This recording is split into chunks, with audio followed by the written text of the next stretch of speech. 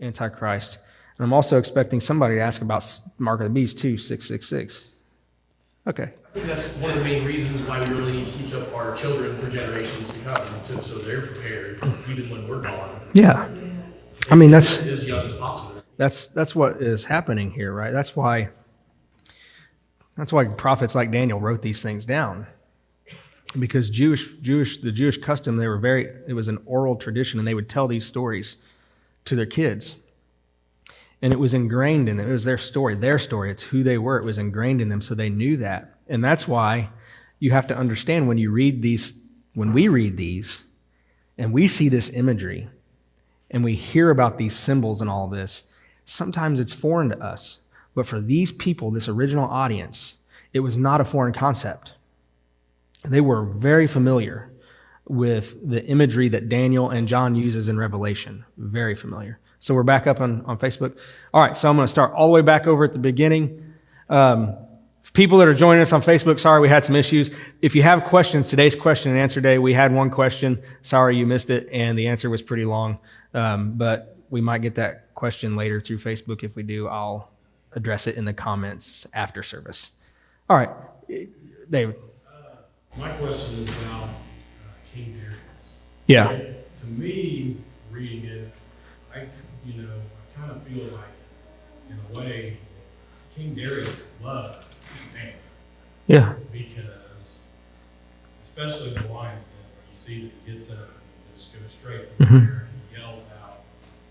And, it just seems like King Darius believed there was a God. He believed everything Daniel said. But my thing is what was he just like was he one of those Christians, I don't want to say Christians, but he was like, show me, prove it, prove to me there's a God. Even though he loved this guy, he was putting him in these, everybody else would die situations. And yet he would go running the next day after saying, get in with the lions, go to the fight in the furnace, and then I'm right there saying, I'm rooting for you type situation. I mean, was Darius good or was he bad? Okay. So since David's not mic'd up and the people on Facebook might be interested in the question, let me try to summarize it and you tell me if I'm right. So the question is, in its basic element, was King Darius good or bad? And the question is presented because Darius, he ultimately sends Daniel to the lion's den, but at the same time, he runs first thing he doesn't sleep all night, right? He doesn't sleep all night, then he runs first thing in the morning to check on him. So what's going on here? I can't answer the question either positively or negatively in terms of was Darius good, because I don't know his heart. God does. But the thing with Darius is Darius does get to this point where he acknowledges Daniel's God, right? So at worst, Darius adds Daniel's God to his pantheon of gods because he was he served a lot of gods. So at worst case scenario, he grabs Daniel's God and says, oh, here's one that I didn't know about. I'm going to put him on my shelf too. And I'm going to pay him some reverence, just like I pay the rest of the gods reverence. Best case scenario is, he comes to this point and he's like, wow, Daniel's God is the God, right? So that's good. The best case scenario. The thing with Darius, it is fascinating. You're right, because you said it seems like Darius loved Daniel. He did. Darius and Daniel were very close. I mean, Daniel served Darius, was faithful to Darius in his service. But the problem is Darius is the king, right? And when a king makes a decree, according to their custom, he couldn't reverse it. And he gets tricked into doing this. Remember, the story is the wise men, they come and they tell the king, hey, we've all agreed on this, right? Which means Daniel was included in the wise men. Daniel agreed too. Well, Daniel wasn't in the audience when they made that decision. So they kind of pull the wool over his eyes and he's duped. Then he realizes when they bring Daniel up, hey, look, you made this decree and here Daniel is over here praying. He realizes at that moment that he was tricked. Right, and he wants to, you can tell from the text, he wants to reverse the decree. But at the same time, if he reverses the decree, he breaks their custom, which puts him in a bad position. Now, the fascinating thing is when he talks to Daniel, he's like, hey, look, I'm going to go ahead and throw you in here. Your God will deliver you. Those are the words he says in an affirmative. Your God will deliver you to Daniel. But the prayer that he prays then, or the worry he has, I don't know if he will or not, but I'm going to go first thing in the morning and find out. Right? Now, here's a piece of that story that I didn't tell. But now that we've been through this and we've talked about the beast imagery, right? So the visions and dreams are that the beasts are devouring people. The visions and dreams that Daniel has, the beasts are devouring people. The interesting thing about the story of the lion's den is that Daniel is with the beast and the beast are tamed. There's nobody ever picks up on that. But the symbolism is there. Daniel's with the beast, and the beast, they don't hurt the faithful. Now, when the other guys are thrown in, right, the unfaithful are devoured by the beast. So it's really, Daniel is really using this to help the reader, the ancient reader, get this clear idea that while the beast may be threatening, they won't overtake the faithful. Yeah. I think we also see an example of that, the superiority of God. Yeah. over people. Yeah. And something else too. Can you comment as far as the faithfulness of Daniel to his, that he will not compromise his faith in God? I think that's a valuable lesson, for us all to take. Yeah, so the question for those on Facebook is, can I comment on Daniel's faithfulness through the circumstances that we've seen? So the whole series, the title of the whole series was called Faithfulness in a Foreign Land. And the premise was Daniel's in this place, exile, where his people have been oppressed. The Babylonians have gone into the promised land and they've taken their capital city and they've carried thousands of people out. Daniel is in the first group of people that are carried away. And Daniel is depicted in this book as a very faithful individual because we don't see any negative quality traits that are shown in the book. It's uncharacteristic of the Bible because most of the characters that we follow are flawed. We see their flaws. Daniel, we see his adultery and his unfaithfulness. And even with Saul, from the very beginning, we see with King Saul that he was reluctant to step into the position of king because he didn't trust that God would, provide. So we see this pattern in the Bible of people that are, we call them heroes of the faith, but at the same time they have negative character traits. Daniel, I'm not saying Daniel didn't have those, but it's not highlighted in the book. The thing about Daniel's faithfulness, and I think this is the one thing that, as I processed this and studied through this is the thing that I kept coming back to in my mind. Daniel had this ability to live in this culture that was foreign to him, to live in this culture that was suppressing the truth of God, to live in this culture that was trying to erase his identity as a child of God. And he has this ability to know when he can integrate into culture and when he has to draw the line. I mean, we can't deny the fact that he integrated into this Babylonian culture. He did. He served in the royal court. He became a leader of the wise men, right? So there were parts of this culture that he said, hey, I'm going to integrate into here. But then there were times when things come up and he's like, nope, that's where I draw the line, right? And so that speaks to his faithfulness. The fact that he was able to understand where he was, when he could be a part of it, and when he had to withdraw from it, right? And the faithfulness is the part was when he withdraws, he trusts that God will, protect him. And you mentioned, and I'm going to come, I know, Matt, you had your hand up. I'll come right back to you. But you mentioned the idea of the sovereignty of God. I mean, that is the predominant theme through this entire book. It's the sovereignty of God and how God will use evil, right? He uses evil to bring about good results. See, this is an evil act that his people are experiencing in Babylon. And God is using that to prepare them for Messiah, the coming of Jesus. Yeah, Matt, you I had just wanted to add that how you said that, it made me think of a similarity to like a chaplain in the military and how they know when to address certain things at the right times and when to not. Yeah, that's a really good point, especially in today's military, right? Yeah. Matter of fact, when I was in seminary, I flirted with the idea. I didn't talk to Barbara about a whole lot about it seriously, but I flirted with the idea of chaplaincy in the military, and that was the sticking point for me. It's like, how do I know when and where to draw the line? And that was tough. So obviously, I'm not in the military, and as a chaplain, I'm here. So great questions. Keep them coming. See, this is what I like. I like the dialogue.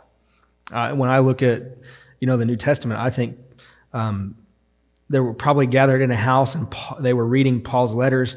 And then at the end, they were like, okay, what's the questions you have? And they were all like, I got a burning question. Help me understand that. Yeah, Don. So the whole title of this series, Foreign Land, being in foreign land. Mm-hmm.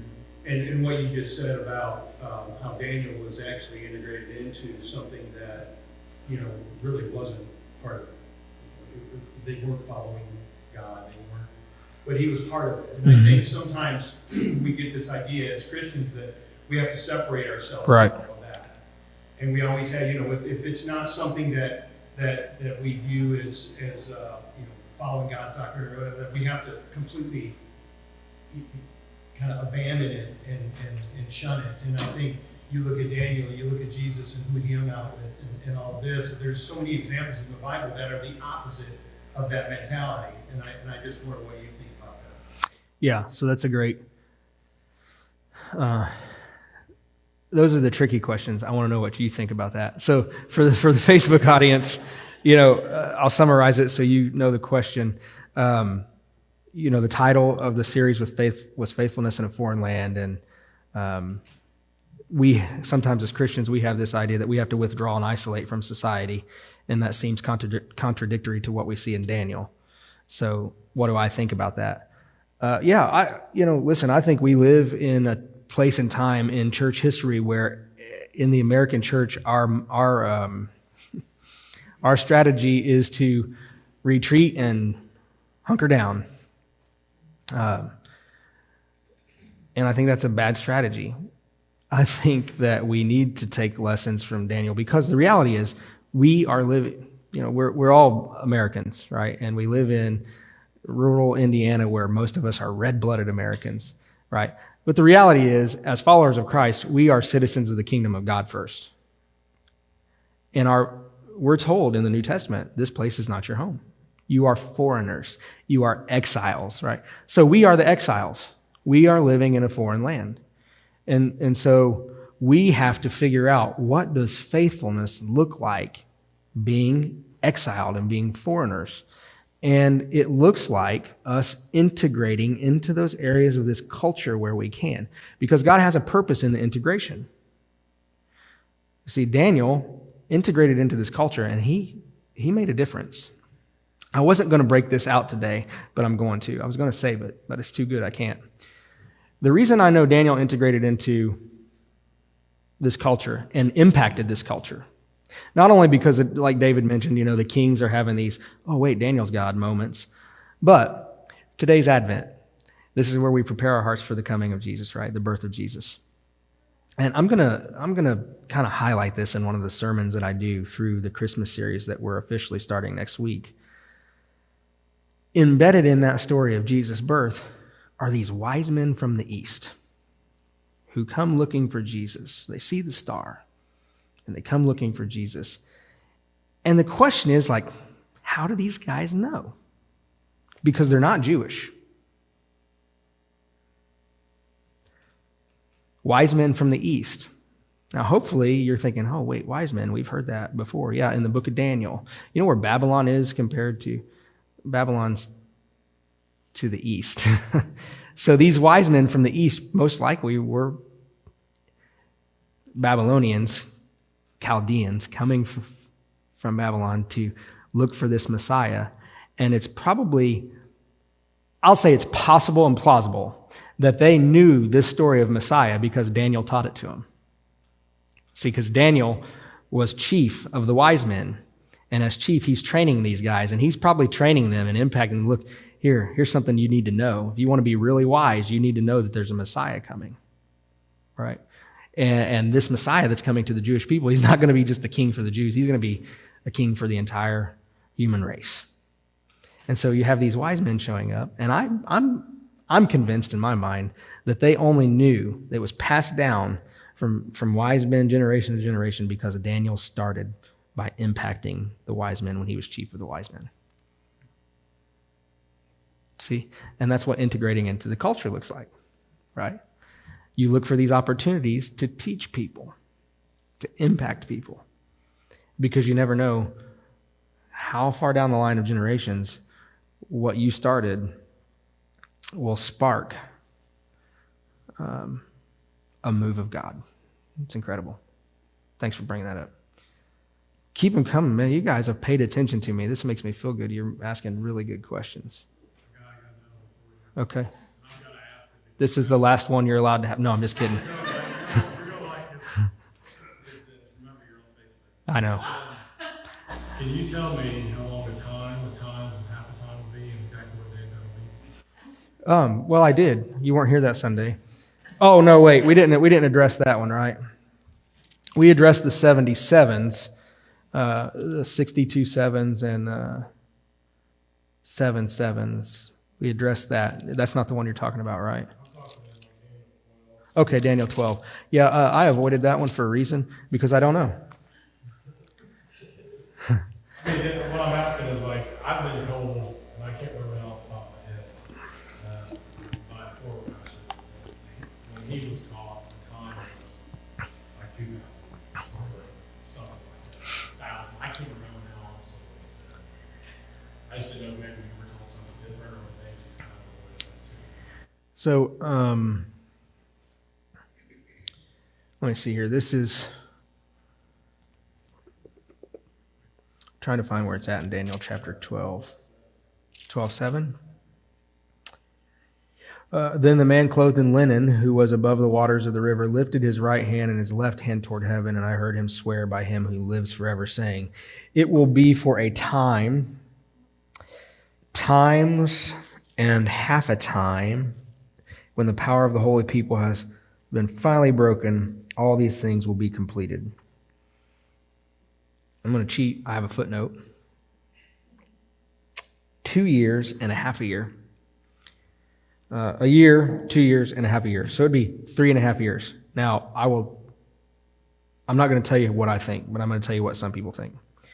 Some people will link this to Revelation for the 7-year tribulation period, and this is half of that 7-year tribulation. So the belief from that is that 3.5 years, the people that are followers of Jesus will be a part of the tribulation for 3.5 years. And then there's a rapture and 3.5 more years that are too terrible for Christians to endure, or they don't have to endure. Very respectable people believe that, right? So that's the thought behind that's where that fits into Revelation. And that gets us into views on dispensationalism, like, end time stuff. Is it premillennial, postmillennial, all that stuff? And I've told you all before, I'm a pan-millennialist. It'll all pan out in the end.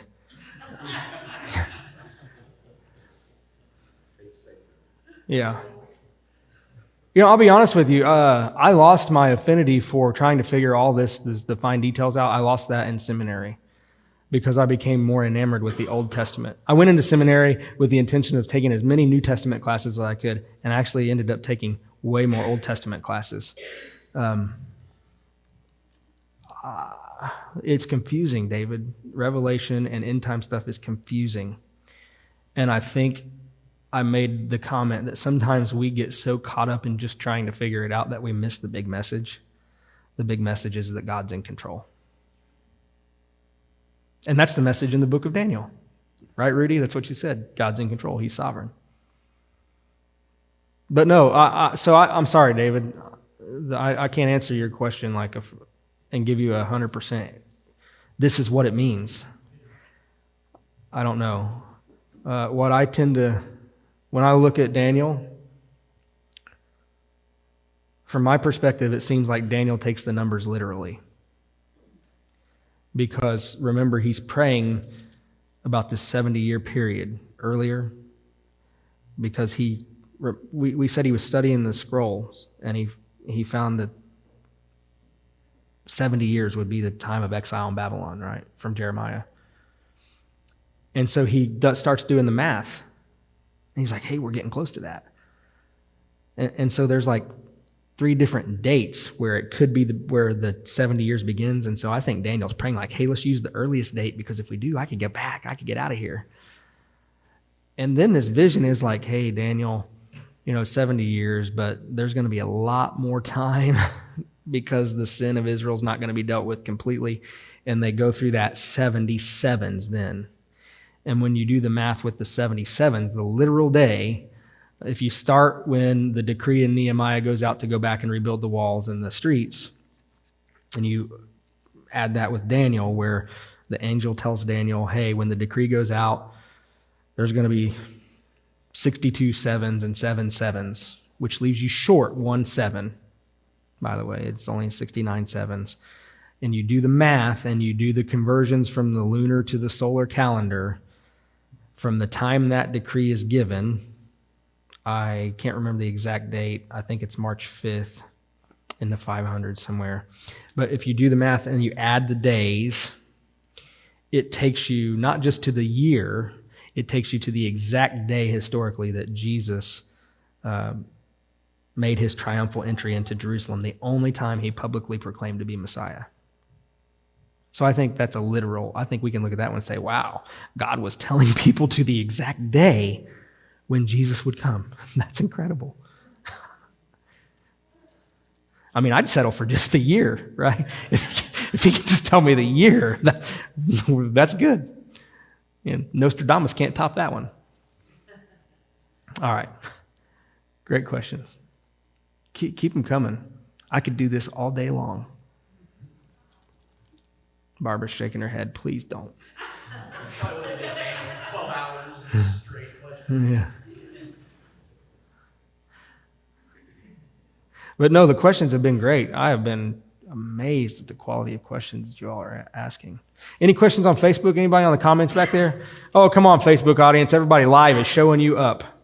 Ask some questions. I know we got 3 people on there watching. 4. Hey. Any other burning questions that anybody has? This? Yes.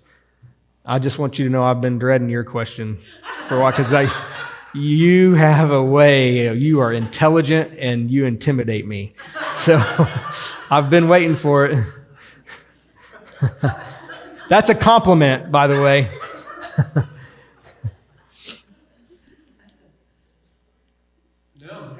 No. My question is, are you planning to do this again? The question and answer? Well, I've had conversations with the elders, and before COVID, we actually started like a brunch, and it was supposed to be a question and answer time. Yeah, I'd love to do question and answer more often. And then my next question is, will you tell us well in advance? Yeah, sure. I only gave you a week. After church, when you discuss this on the way home, matter of fact, I don't think we'll get out of the parking lot. Linda said to me, we've got a really good pastor, and I've never had a pastor where I learned so much, and he's given you an assignment, and don't go back to church ask some dumb question.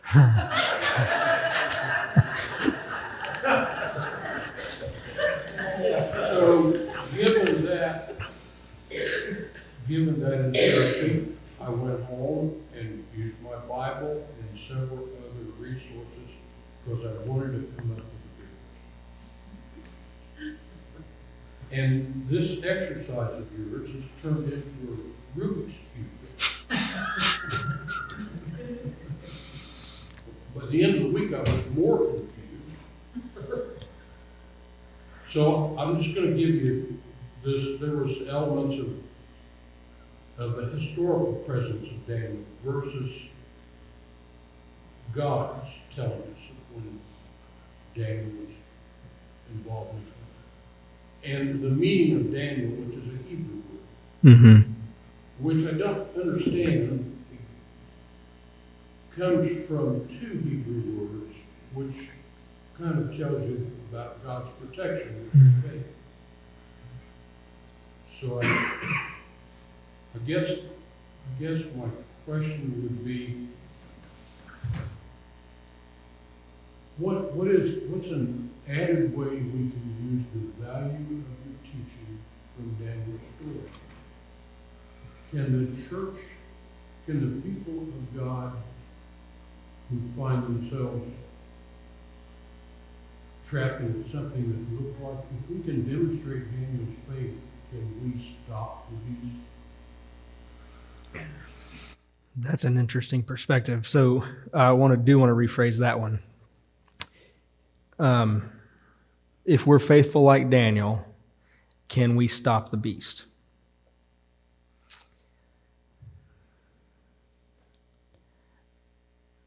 That's not a dumb question. I was told when I was a kid there's no such thing as a stupid question. But that definitely is not a dumb question. So you've made me think, can our faithfulness stop the beast?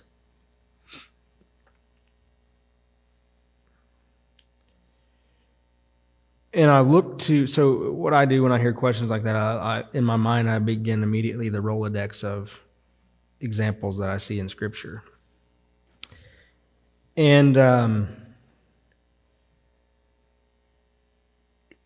of the things that came to my mind, there's two things that came to my mind. And I'm going to do it in reverse order. This one didn't come to my mind first. The second thing that came to my mind was Job. When Job goes to Nineveh, right? And the task is Job needs to call Nineveh to repentance. Nineveh was a part of an oppressive regime, empire, just like Babylon. And so if we take my understanding of the beast, we could overlay that Nineveh was the beast, right? And God asked Job to go to Nineveh and call them to repentance, right? And Job is an interesting illustration because he wasn't the most faithful person. He runs, but he eventually goes and does what God asked him. And the people repent, and God's judgment is stayed on Nineveh. So I'm going to answer the question this way. Can we stop the beast? No, I don't think so. I think that's part of God's plan. Can we slow it down? Can we impact the ultimate timing of the end or whatever the beast may be? I think when we look to Jesus' words, you are the salt of the earth. What did Jesus mean when he said that? Well, salt doesn't stop decay, it preserves decay. So I think our faithfulness is a reflection of God's patience with humanity. This is God's depicted as long-suffering. Like the term that's used is like long of nose, which means it's related to like an angry snort. His anger is stymied because he's patient. So I think our faithfulness is an indicator and a reflection of how God is patient with humanity and lovingly waiting for them and giving them the opportunity to come back to him. I don't know if that answers your question or not. But that's where, without any time to do some deep digging, that's how I would address that. I mean, ultimately, in the book of Revelation, when you look at that, we don't stop the beast, God does. Our faithfulness might impact the effectiveness of the beast. But God says he will stop the beast. Good question.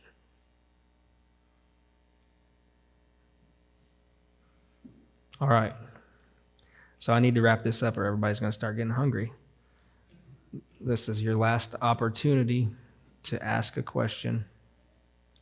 Anything on Facebook yet? Nobody's asking any questions?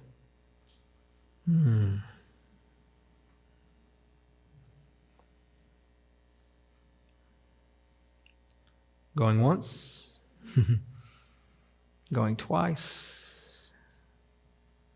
All right, good. Thank you for the participation. I was kind of worried. I didn't know if we'd have any questions, but I'm very impressed with the questions that were asked, and I think they were all valuable. That challenged me. I hope it helped you think. So now I want to invite Don. He slipped to come up here. He's going to talk about a few minutes about an experience that he and his wife have had, which kind of gives us, he's told me the story of what happened.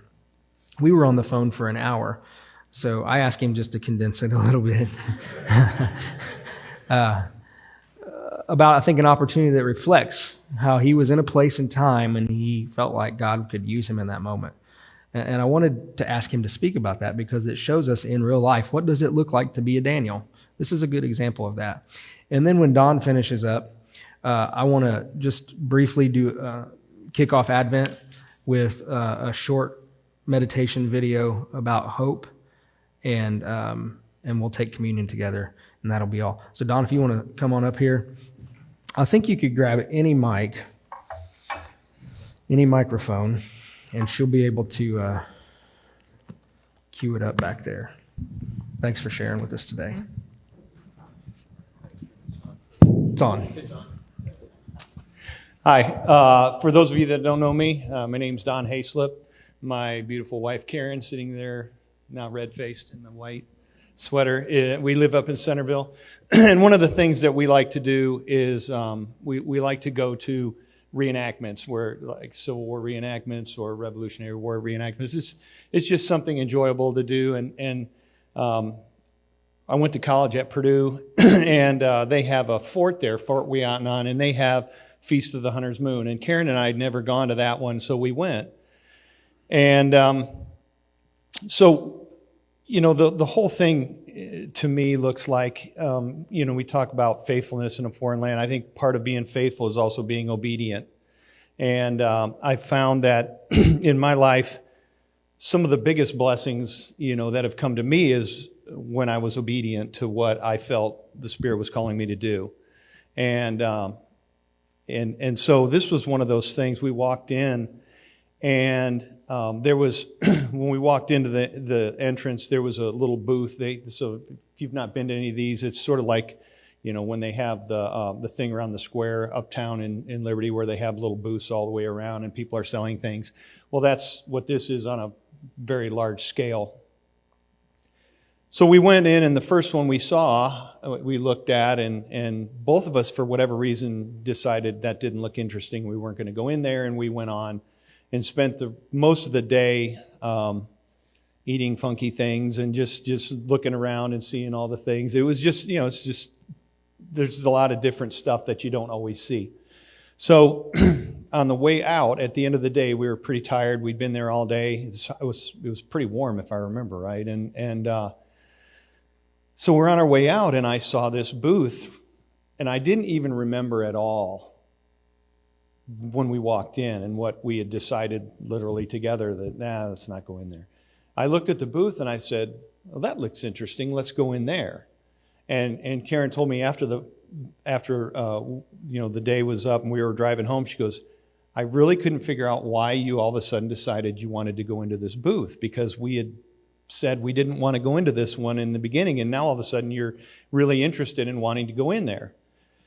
But we go in, and as we walked in, we had been to one in Ohio, and there was a gentleman, Stephen Caudle's his name. He's down in Kentucky, and he is a descendant of Daniel Boone. So he owns like the Daniel Boone, I don't know, there's a society and all this stuff that he's part of and all this. So, and he's very, very good. And we didn't really even realize when we'd met him the first time, 2 years earlier, what we learned, through this experience. But we walked in and Karen looked at him and whispered to me, that's Daniel Boone. And I kind of looked at him and recognized who it was. And he looked at us. And I think he saw the recognition in our eyes, and so he started to talk with us.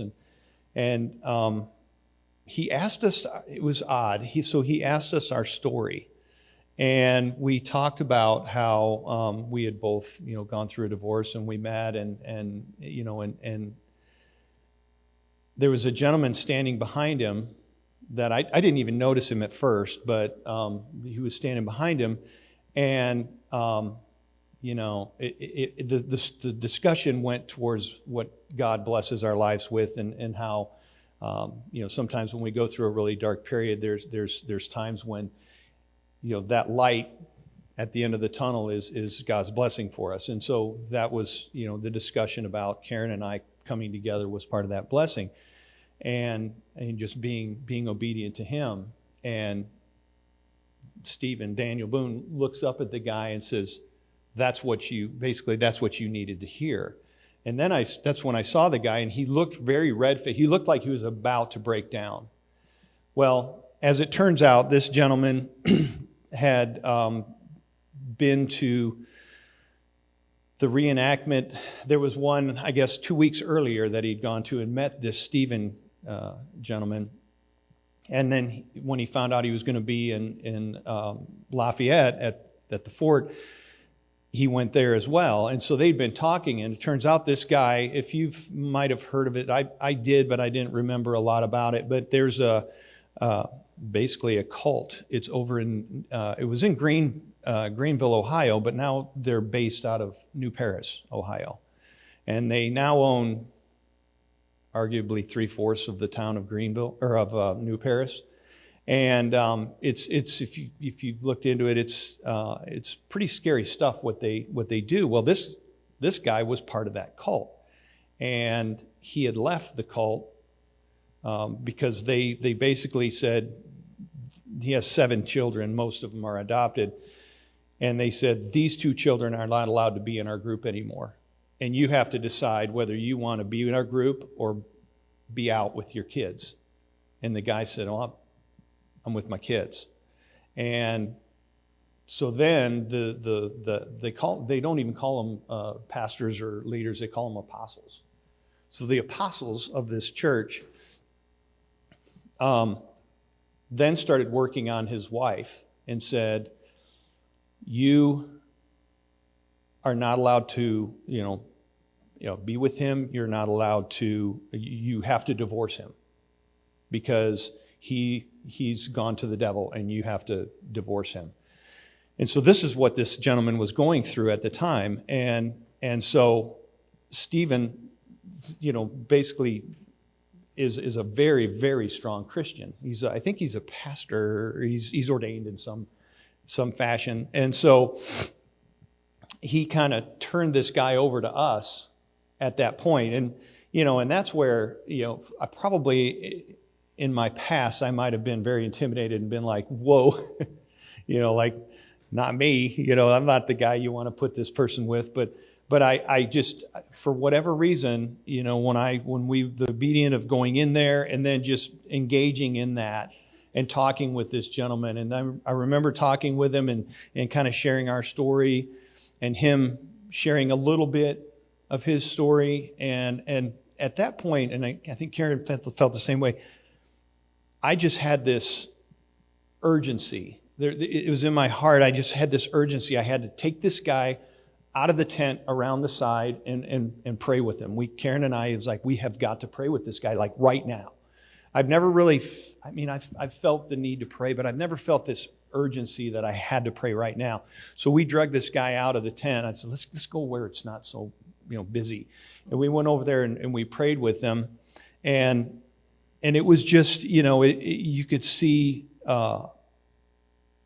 there was such pain in his face, but with what our conversation was, he was, I think at first when this whole thing was going on, he didn't have a lot of hope for the whole situation.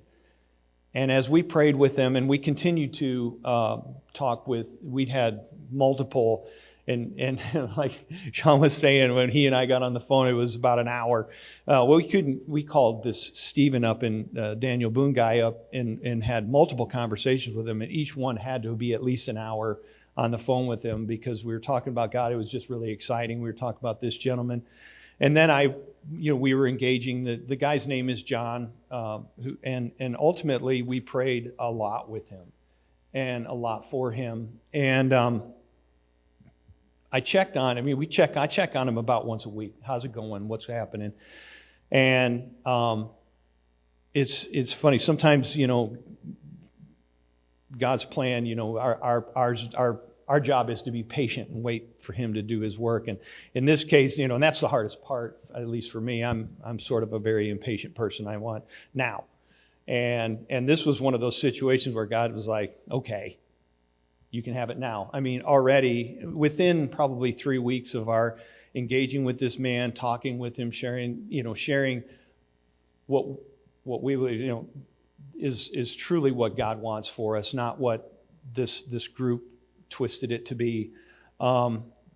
His wife has now left the cult, which at first, I'll be honest, I didn't think that was going to happen. I thought he's going to have to figure out, we're going to have to help him figure out in some way life after his marriage and all this other stuff. But now his wife has left the cult. They found a great church down. They live in Greenville, and they have a church now somewhere near Dayton that they go to, that they've been to a few times. All their kids are out of it, and all of this. And it's just one of those stories where, at first it was pretty intimidating. I didn't see this going this way, but I just knew that all we needed to do was just talk with this man, pray with this man. Be God's foot soldiers in this foreign land. Went over there expecting to have a nice day of walking around and eating, elephant ears, and now all of a sudden we're praying with the guy that's going through a really bad situation. And I would say that it's been a huge blessing for us just to be part of it. You look at yourself and you think, God chose me. God chose us in this situation. And and I'm sure there are a lot of people in the Bible that felt the same way. It's like, no, Moses, like, no, I'm not your guy. God's like, yes, you're my guy. Well, this was one of those situations. I just I talked with Sean about it, and I felt like it was just such a neat story that we were blessed to be part of. So there you have it. Thanks, Don. Real life example. Sometimes we overcomplicate it. What does it look like to be faithful in a foreign land? It's just as you're engaging in these things with the culture, right? By the way, I'm a Purdue grad too, and I'd been to the Feast of the Hunter's Moon, and it's a celebration of this culture, is what it is. And I enjoyed it, but in that moment, God gave you an opportunity, and you stepped into it. That's what it looks like. That's what it looks like, right? Faithfulness in a foreign land. So the whole book of Daniel was hope, pointing to one point in time of hope. It was pointing to Jesus as Messiah. God kept reminding his people through the prophets, things look rough now, but someone's coming. So today's the first day of Advent. It's the day that we celebrate hope. Hope is like, oh, I hope Jesus is going to come. It's more like eager anticipation. We love Christmas at our house, so it's like, I can't remember. We have 5 or 6 countdowns going on now. 5 or 6 countdowns of Christmas. They're all saying the same thing, but counting down to Christmas. And if one of them's wrong, oh man.